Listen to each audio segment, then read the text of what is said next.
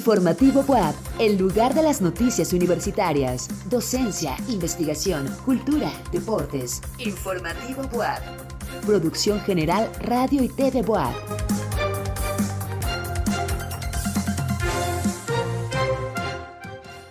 Es noche de viernes y usted no puede cerrar la semana sin conocer a detalle la información más importante del día. Por eso le invito a que nos acompañe durante los siguientes 30 minutos en Informativo BUAP.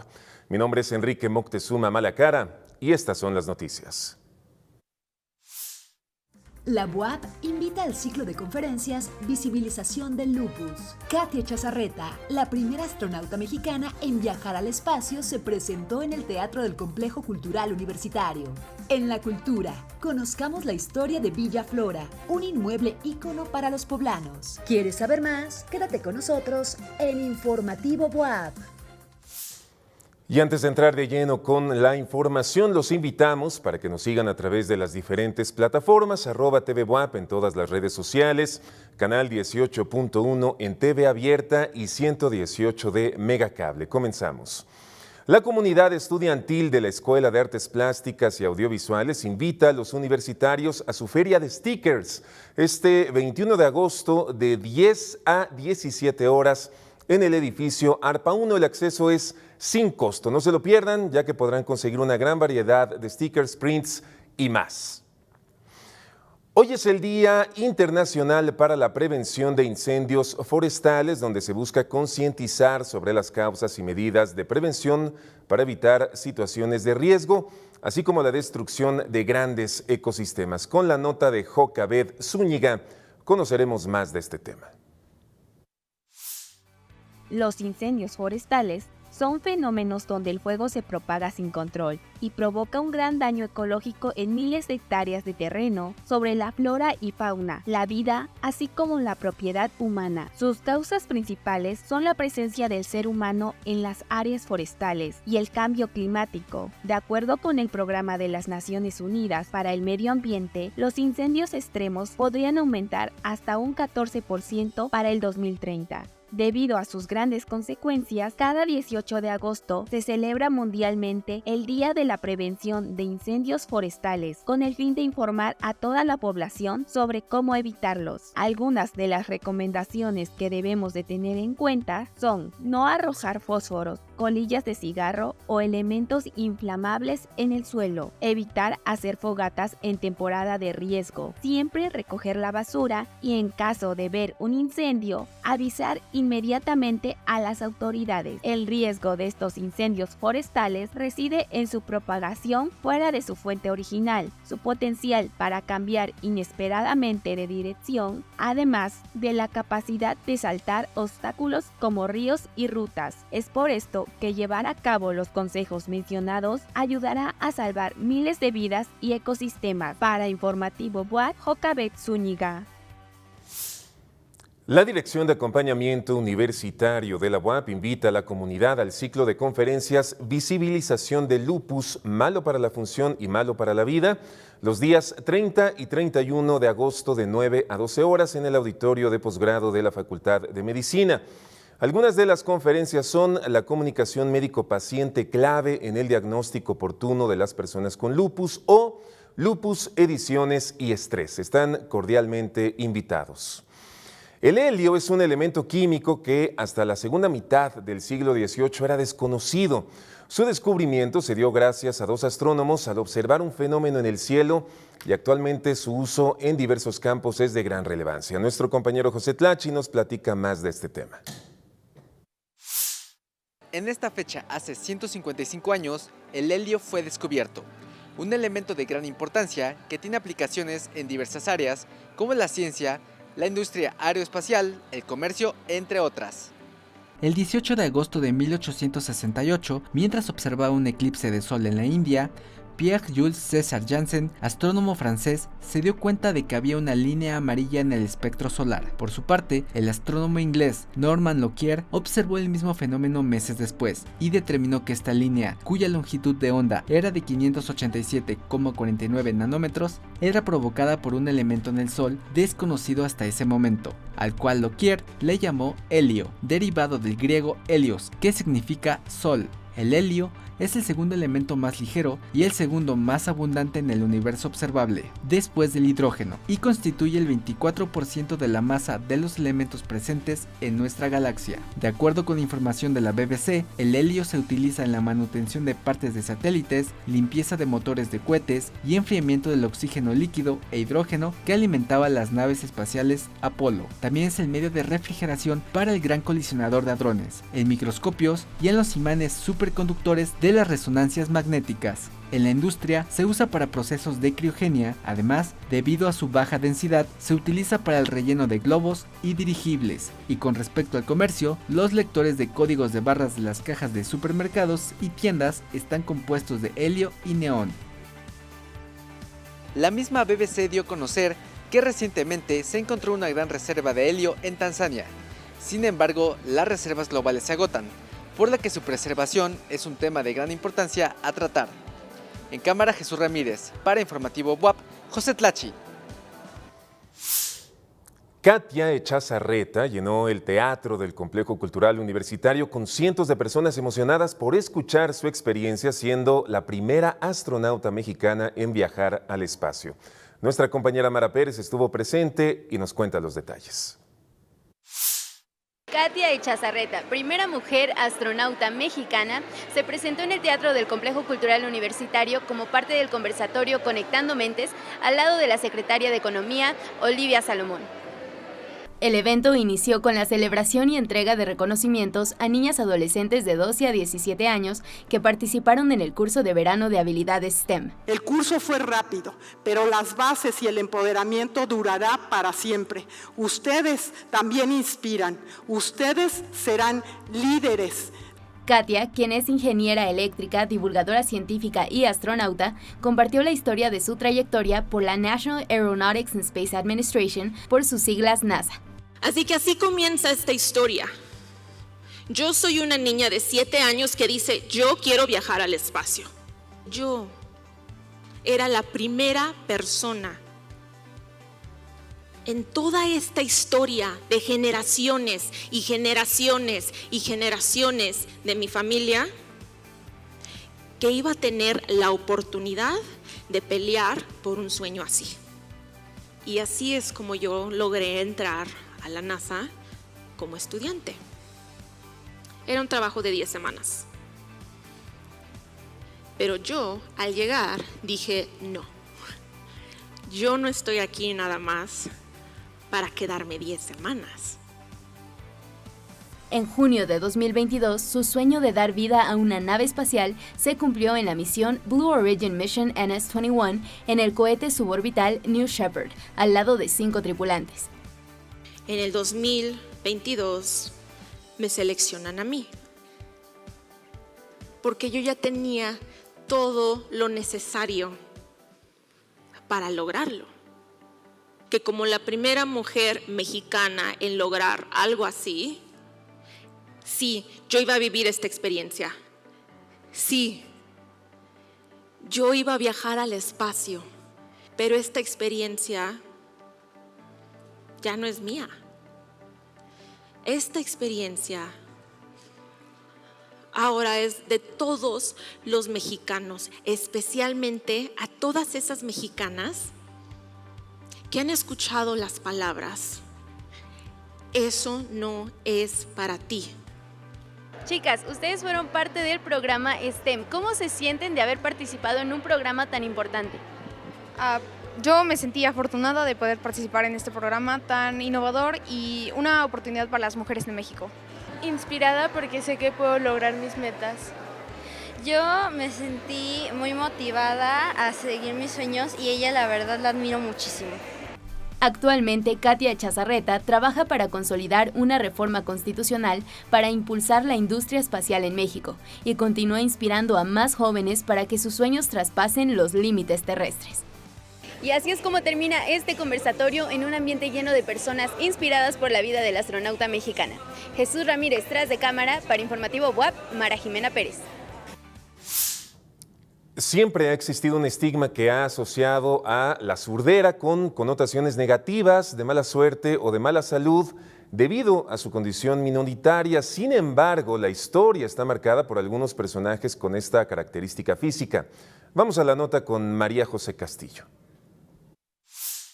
De acuerdo con el Instituto Mexicano del Seguro Social, cerca del 13% de la población mundial es zurda, condición que da mayor habilidad motora al lado izquierdo del cuerpo. Pero, ¿por qué sucede esto? Un estudio realizado por la Universidad de Oxford arrojó que el lado dominante de una persona depende en un 25% de la genética. Eso explica por qué algunos gemelos idénticos aparentemente pueden no tener la misma mano dominante. Según datos de la Universidad Nacional Autónoma de México, los zurdos tienen cerebros más simétricos, puesto que desarrollan de igual manera sus hemisferios. Es importante recalcar que los niños son ambidiestros hasta los 4 años, edad en la cual se establece una preferencia sobre un lado. Y aunque esto es involuntario, ser zurdo también puede ser una elección, como en el caso del tenista Rafael Nadal, quien desde pequeño entrenó su brazo izquierdo ya que ofrecía mejores golpes que con su lado dominante. Napoleón Bonaparte, Marie Curie y Albert Einstein son algunos de los personajes más emblemáticos en pertenecer a este sector, al igual que Maradona, Lionel Messi, Paul McCartney, Jimi Hendrix y Oprah. Un dato interesante es que, según la NASA, el 50% de los astronautas son zurdos, incluyendo a Neil Armstrong y Buzz Aldrin, dos de las primeras personas en pisar la Luna. Sin embargo, se consideró durante mucho tiempo a la surdera como algo negativo, lo que generó que el mundo estuviera en su mayoría diseñado para diestros, por lo que cada vez hay menos personas zurdas, ya que se ven obligadas a conseguir un buen manejo de su lado no dominante para poder adaptarse en ciertos aspectos cotidianos. La surdera guarda en sí una gran belleza, y si perteneces a este sector no puedes permitir que desaparezca, así que alza la mano y siéntete orgulloso de ello. Para Informativo WAP, María José Castillo. A pesar de que el semáforo de alerta volcánica se mantiene en amarillo fase 2, la actividad del Popocatépetl ha disminuido considerablemente en términos de sismicidad desde principios de mes. Nuestro compañero José Tlachi nos presenta la información compartida por el Centro Universitario para la Prevención de Desastres Regionales, con base en los reportes del Centro Nacional de Prevención de Desastres. Desde ayer y hasta este mediodía, el Popocatépetl no registró ni siquiera un minuto de sismicidad. Además, ha habido una considerable disminución en la cantidad de emisiones.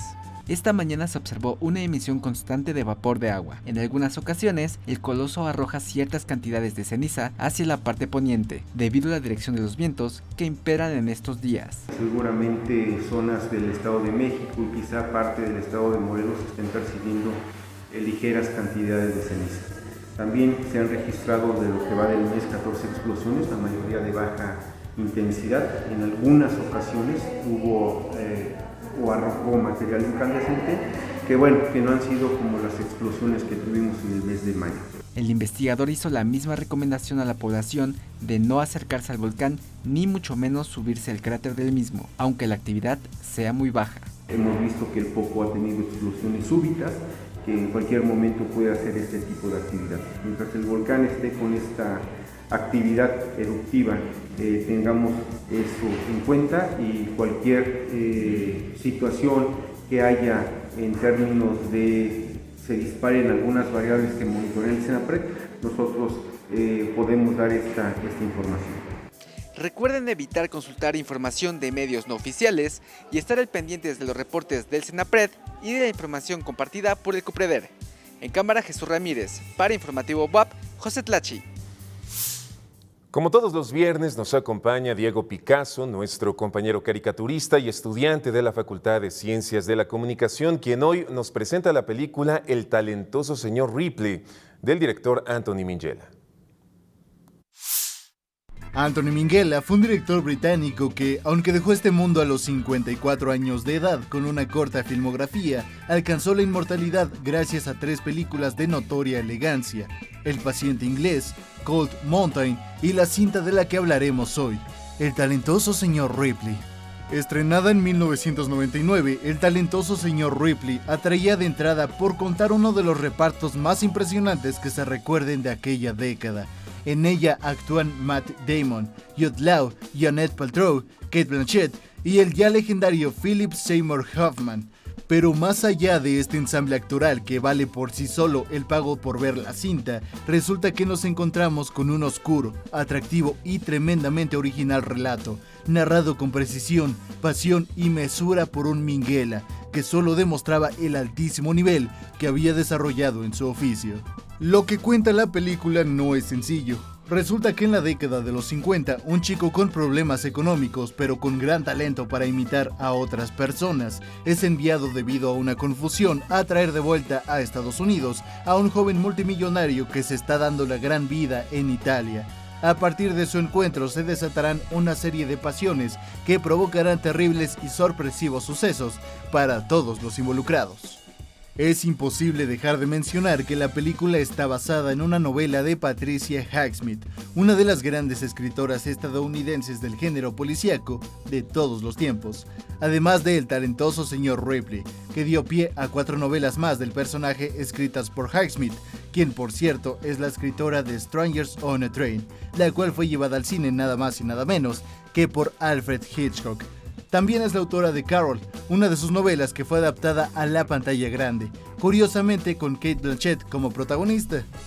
También es interesante mencionar el impacto del señor Ripley en la narrativa cinematográfica. Este personaje capaz de acabar con la vida de cualquiera que se interponga en sus objetivos, sin tener el menor sentido de culpa y que gracias a su tremenda inteligencia siempre se sale con la suya. Ha sido llevado al cine muchas veces y ha sido interpretado por diversos actores. Alain Delon en la adaptación de René Clement llamada A Pleno Sol, Denise Hopper en El Amigo Americano, del premiado cineasta alemán Wim Wenders, John Malkovich en la cinta El Juego de Ripley y próximamente Andrew Scott en la serie que se llamará simplemente Ripley y que de acuerdo a recientes informes será parte del catálogo de Netflix a pesar de ser producida por Showtime. Es evidente el talento que esta película guarda en su forma y en su fondo, una de las grandes novelas de una maestra del género, en manos de un virtuoso del cine con intérpretes actorales del nivel ya mencionado, una combinación imposible de ignorar que fue nominada a 5 Óscares. Si quieres acercarte a este personaje y descubrir por qué debe ingeniárselas cada día para sostener una permanente vida de mentiras, puedes rentarla en Amazon Prime, Apple TV o Claro Video. En cámara, Edgar Vázquez. Guión por Enrique Moctezuma Malacara. Voz y dibujo, Diego Picasso. ¿Cuánto cuesta a la sociedad la falta de educación vial? Esta problemática deja pérdidas económicas y personas en discapacidad en el primer lugar en el orden nacional. Este es el tema que nos presenta hoy el doctor Román Sánchez Zamora, investigador del Instituto de Ciencias de Gobierno y Desarrollo Estratégico de la UAP. Adelante, doctor, buenas noches. Existe un gran problema con el tema de vialidad, es decir, en el orden nacional, ¿cuántos accidentes tenemos? Aproximadamente en promedio, reportan todas las aseguradoras, 170,000. Es decir, 170,000 personas que nosotros vamos a tener como discapacitados, permanentes o temporales. En esto nosotros tenemos que poner atención. Prácticamente anualmente están subiendo ya los números también de accidentes en motocicletas, los cuales se han incrementado en los últimos años en un 60%. Es decir, todas estas personas que muchas veces incluso no traen ni casco, en realidad, ¿cómo es que pueden obtener una licencia? ¿Cómo son las personas que andan manejando?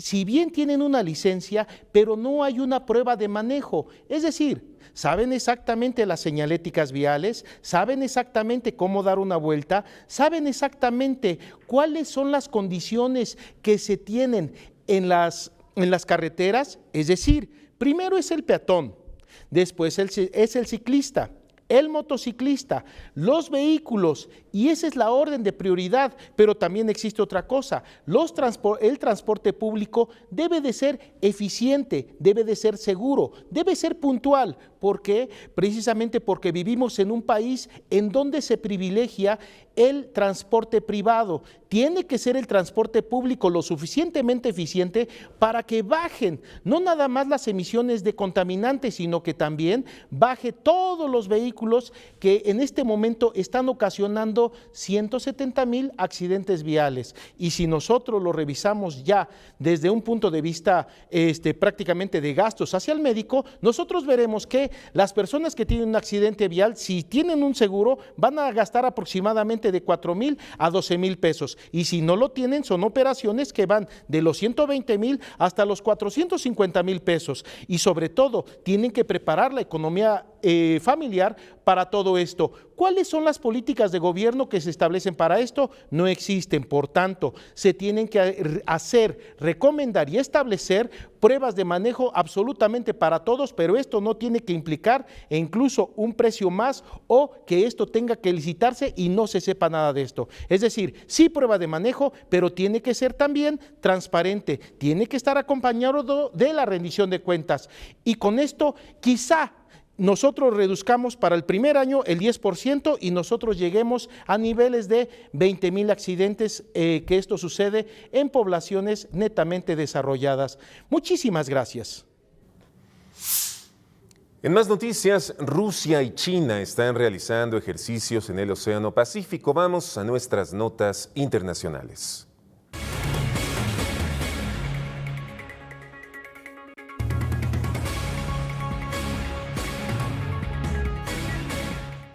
La defensa de Donald Trump propone que su juicio por cargos federales sea retrasado para abril de 2026.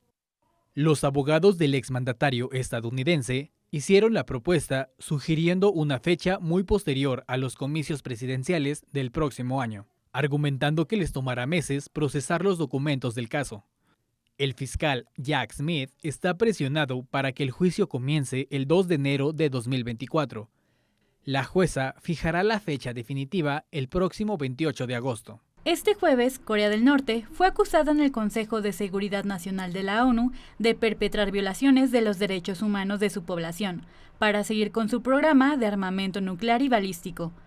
El Consejo de Seguridad ya había realizado una primera reunión pública en el año 2017, dedicada a la situación de los derechos humanos en Corea del Norte, a petición de Estados Unidos. Linda Thomas Greenfield, embajadora del país americano ante la ONU, mencionó que Corea del Norte se involucra en labores forzadas y de explotación laboral para generar ingresos a sus programas ilegales balísticos y de armas de destrucción masiva. El Ministerio Ruso de Defensa informó que buques de guerra de Rusia y China están realizando ejercicios en el Océano Pacífico. Moscú y Pekín formaron una alianza en los últimos años. En tanto, los vínculos de Rusia con los países occidentales se quebrantaron por su invasión de Ucrania. Ambas potencias incrementaron las maniobras conjuntas y en julio ejecutaron patrullas aéreas por los mares de Japón y China Oriental, que llevaron a que Corea del Sur desplegara aviones de caza como medida de precaución.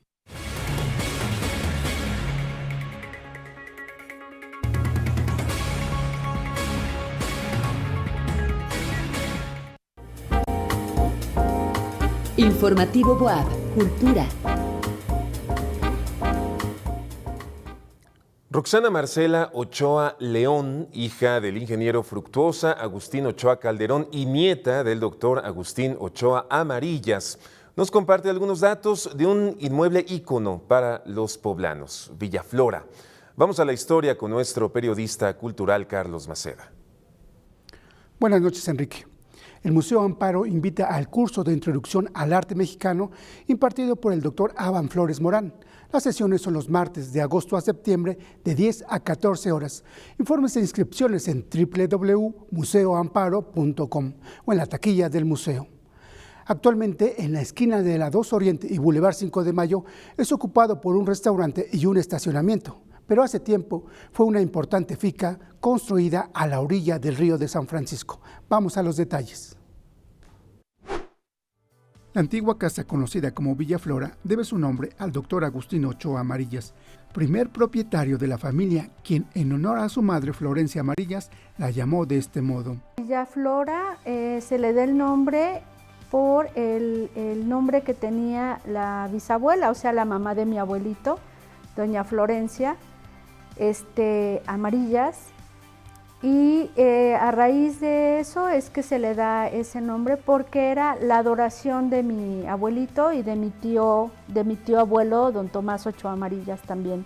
En sus orígenes, el inmueble fue Hospital de Bubas, antiguamente también conocido como humor gálico o mal francés, actualmente identificado como sífilis. Esta casa la adquieren porque precisamente a mi bisabuela le gustaba mucho tejer. Entonces estaba el torreón y como el torreón daba al río, tenían varias opciones para comprar diferentes casas, pero pues a ella lo que más le gustó fue eso. Una de las primeras modificaciones que tuvo la casa se hizo a principios del siglo XX. En los 1900, y obviamente en ese entonces, pues lo más elegante, pues era todo lo francés. Entonces obviamente tenía emplumados, tenía candelabros, candiles, espejos franceses, todo era muy lujoso el inmueble. Este inmueble, a decir de los antiguos propietarios, tuvo varios estilos, entre ellos el Art Nouveau. Por ejemplo, es que tenía muchos estilos la casa, tenía Art Nouveau, obviamente de emplomados, todo Art Nouveau, y tenía, por ejemplo, en la oficina de mi abuelito, en el despacho de mi abuelito, tenía una chimenea que era de Talavera de la Reina, donde estaba un Quijote. Esa chimenea la movieron del lugar y ahora está en el acceso al restaurante. Donde actualmente se encuentra esa chimenea, hubo una de alabastro blanco y el espacio fue una recámara. En la biblioteca había un Quijote de la Mancha con un mundo y con un Sancho Panza muy bonito, pero pues tristemente ese espacio lo tiraron para construir el estacionamiento, ¿no? Esta casa, con numerosas fuentes en sus jardines y llena de arte en su interior, hospedó a importantes personalidades. Dentro había bodegones de Arrieta, que eso los vendieron para cuando se puso grave mi abuelito, que lo atendieron ahí en la casa. Había un pintor que se llama Cusack. Él le regaló a mi abuelito una pintura con caballos muy bonita, y ese pintor pintó la figura ecuestre que está Porfirio Díaz. Ese cuadro está en el Castillo de Chapultepec, en México. La casona familiar tuvo una primera expropiación en 1964 por la construcción del Boulevard 5 de Mayo. Cuando hacen el Boulevard 5 de Mayo, casi tiran la mitad del inmueble. El inmueble contaba con 33 piezas. Dentro de esas piezas había pues sala chica, sala grande, cocina poblana, la cocina de humo, habían varios comedores, muchas recámaras, y pues a raíz de la expropiación, la casa se reduce prácticamente a la mitad. En 1993 la casa sufre una segunda expropiación y la familia es obligada a dejarla. Para mí fue una tristeza que dejaran que se cayera ese inmueble. No tanto porque era un patrimonio familiar, sino porque realmente era una joya arquitectónica. Aquella expropiación implicó que habitantes de 23 manzanas fueron afectadas. Para Informativo WAP, Carlos Maceda.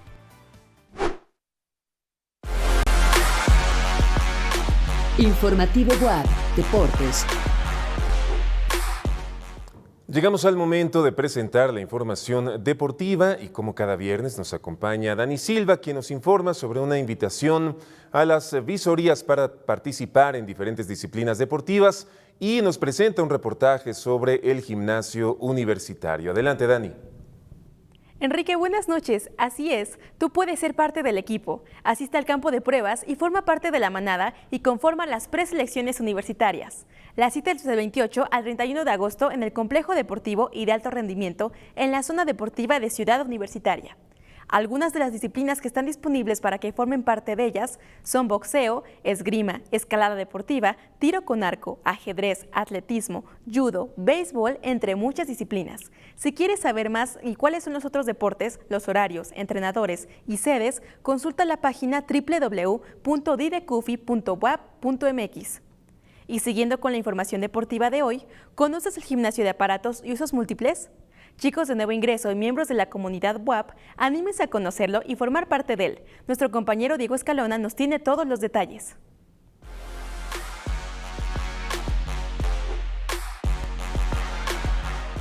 El día de hoy nos encontramos en el gimnasio del Comde, donde el maestro y entrenador César nos contará un poco sobre las actividades que se llevan a cabo. En el gimnasio tenemos entrenamientos para principiantes, y para el acondicionamiento y para competencia. Obviamente eso es por parte del físico-constructivismo.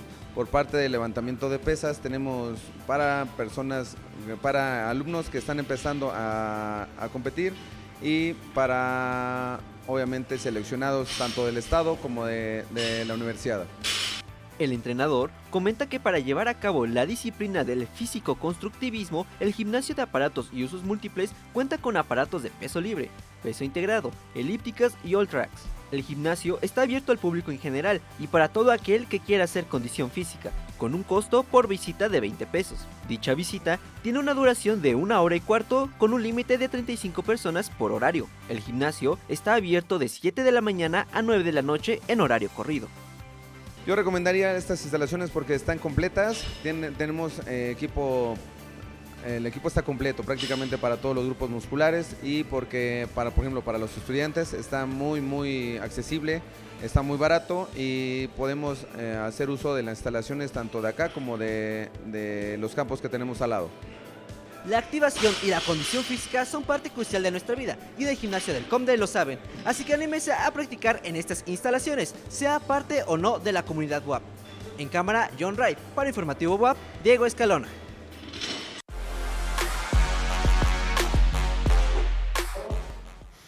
Y es así como llegamos al final de esta emisión de Informativo WAP. Gracias por acompañarnos por el canal 18.1 de TV Abierta y 118 de Megacable, además de nuestras redes sociales @TVWAP.